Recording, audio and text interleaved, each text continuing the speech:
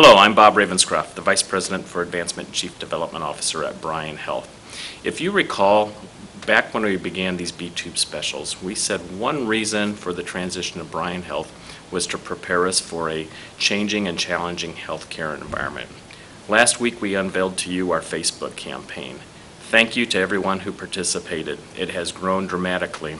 So I encourage you to join again this week. We're going to partner with the Lincoln Running Company. They're locally owned and governed just as Bryan Health is, and we're both committed to the community's health and wellness. The prize is a $500 gift certificate to the Lincoln Running Company, so a fantastic prize. But more importantly, what it does is when we will come out of this fully fledged as Bryan Health, we will have a more active and viral source of disseminating important news. So key, important effort for us. Going back to those very first reasons we were changing the name.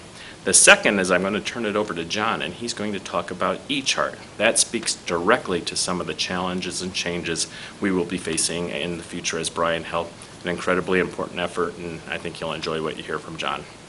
Hello, I'm John Woodrich, Chief Operating Officer of Bryan Medical Center. Today I'd like to just share some information with you about our eChart, or electronic health record.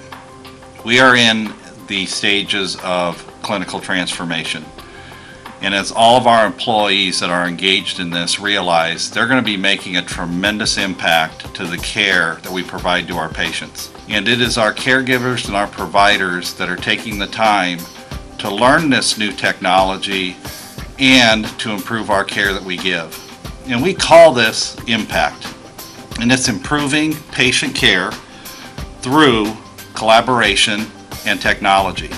This next phase of our electronic record will move us to more of a computerized electronic health system.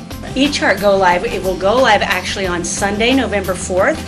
The actual details related to Go Live are being determined by the build team, and more information will be coming out about that. But the point to remember is it is a Go Live on a Sunday, November 4th. We are providing end-user training, hands-on in a classroom here on Bryan East, and staff get to come to one class for the hands-on. We do review some of the old modules, so they have previous knowledge to build on. And what is important for them to remember is that they can access it anytime to practice from any computer in the medical center, from the portal. And there is an eChart test location on the portal, and they should access it that way. The important thing for users to remember is even though they can access portions of the portal from home, they will not be able to access this eChart test module from home. They will have to be at a computer in the medical center. There are computer labs on East and West Campus that can be accessed if no other meetings are going on. And then also any computer on the clinical area as long as it's not being used. Another thing that users may want to consider doing right now, and they have this ability, is accessing the eChart Live system. It has been up and running since March. We are encouraging all clinicians to begin using the eChart Live system, the production system. If they're on the clinical area, it's available on the Launchpad. But they should begin utilizing that today into their workflow so that they can understand how this is going to benefit them in accessing the kinds of information they need in order to better take care of their patients. I'm pretty excited about the building of the new system, and I've been using the scaled down system that we have during a report here as we go to Bedside Report. And we can pull up the main screen and look at all the lab results and all the H&Ps and chest x-rays and all that stuff that we need to give an accurate report for the patients and the patient care.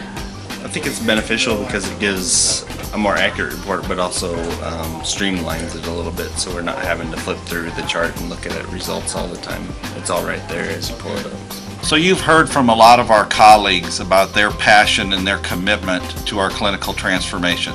I want to just thank all of you that are involved in making Bryan Medical Center a better place for our patients. Thanks, John, and thanks to all of you who are working so hard behind the scenes to make our transition to Bryan Health basically get pulled off almost flawlessly. And thanks to everybody that's involved with eChart. It's an incredibly important thing for Bryan Health and for our patients and our families. So we'll see you again next week, and here's the trivia question for this week's prize.